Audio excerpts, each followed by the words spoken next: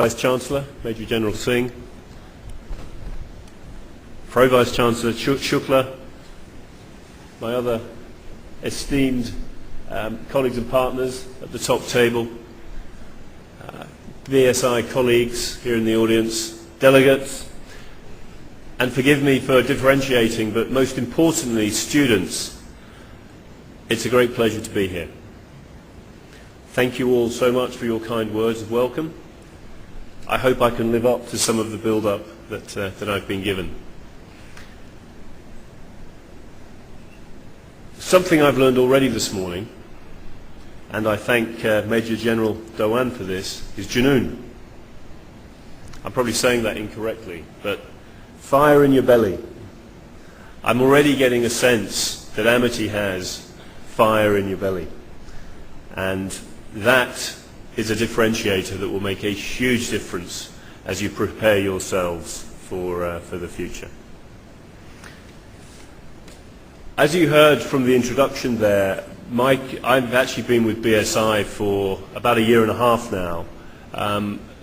Prior to that, the first 20 years of my career was in IT and IT industries.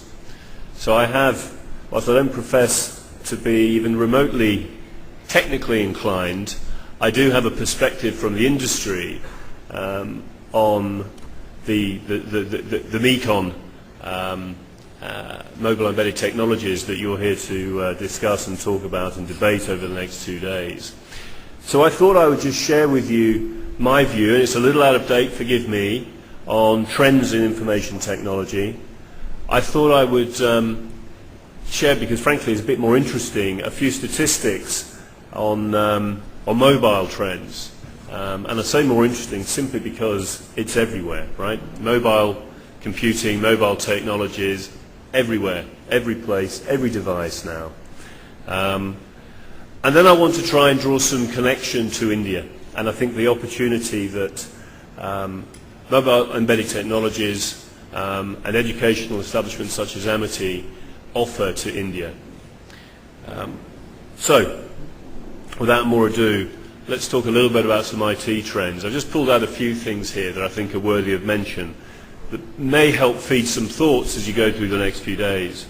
First of all, the proliferation of computing devices. Everything, as has been said by many of the earlier speakers, every part of our lives now touch computers. When I went to the airport on Monday evening, I called the taxi company using my mobile telephone.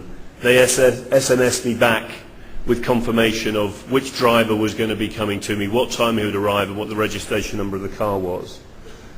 I checked in online from the taxi as I was going to the airport. Then you get on the planes, and the planes are flown inevitably through technology. You can make phone calls from the airplanes now. You can be wirelessly connected on the airplanes now. Games, toys. It was my daughter's birthday recently, and she wanted one of these Nintendo devices, a gaming machine. It's wirelessly connected, so I suddenly found she wasn't playing the I Love Kitty game, the little girl's game that we bought for her. She was actually surfing the web. The world is changing so very rapidly. Technology is touching every single part of our lives, and there are countless examples, and I won't start to cite any more. But the days of mainframe computers, the days of single servers are well and truly gone. We live on the web these days. Mobile devices are emerging, and I think this is a fundamental point for the next 2 days, as the major computing platform. Venkatram mentioned the number of devices he had when he went through airport security recently. Well, you know, we don't need that many devices now. In fact, I carry two. I have my PDA, and actually I have a backup PDA for when this one doesn't work, and the other one's cheaper when I'm roaming. And rarely now do I need a computer, because I can do everything through my handheld device. I was in Hong Kong recently, and the billboards there, and I hadn't seen this before, though subsequently I've seen it in a few other places. The billboards there, the big advertising hoardings on the side of buildings, were, it was Tag Heuer. Now I don't know if you're familiar with Tag Heuer as a brand. They make expensive watches, and they sponsor Formula One racing cars. Tag Heuer was introducing a mobile phone. You don't have to be a genius to understand how that's going to be converging, and we'll start having these Star Trek type devices on our wrists. So mobile devices are emerging as a preferred platform. We see that everywhere. Networking is everywhere. I've already mentioned the gaming machines. You buy cameras these days and you can get on the internet. Networking is absolutely everywhere, by everything and everybody. And that brings me on to the next point. The everything might be the delivery trucks. It might be the vehicles taking people home after and delivering them to work 24 hours a day.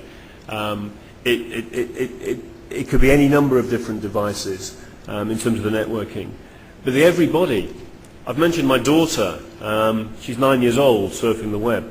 My mother was staying with me recently. Now I won't tell you how old she is, but she's considerably older than 9 years old.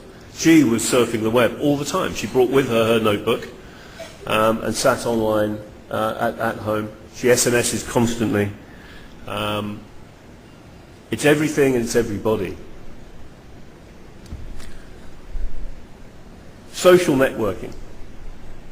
Sometimes, I imagine you're familiar with the phrase chicken and egg. Which one came first?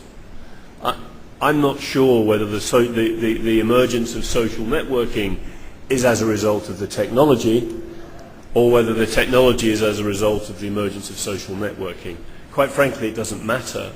We're constantly now finding new ways to interact, new ways to communicate, and importantly, new ways to do business and new ways to learn.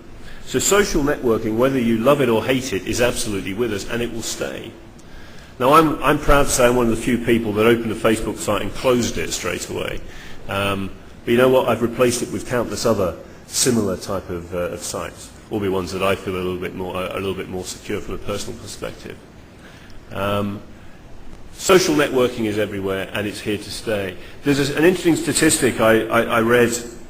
I was doing some surfing last night in preparation for this conference, and there's an interesting statistic, and forgive me if I just refer to my notes. It says that by 2012, the role of the business network will be to support social interactions, not, and this is the key thing, routine transactions. So the way, what that's referring to is the way that we work together, the way that we communicate together, the way that we interact together. The world is changing. And of course IT will continue to do the boring mechanical transactional type tasks. That just makes sense. But increasingly, the focus of our CIOs, the focus of our C-suite executives, the focus of all of the people in organizations is on how we're going to use these new tools, these new devices to improve the efficiency of the way in which we're working. Web, without question, has emerged as the primary computing platform.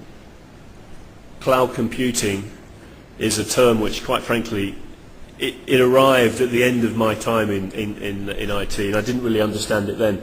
And to be honest with you, I don't really understand it now.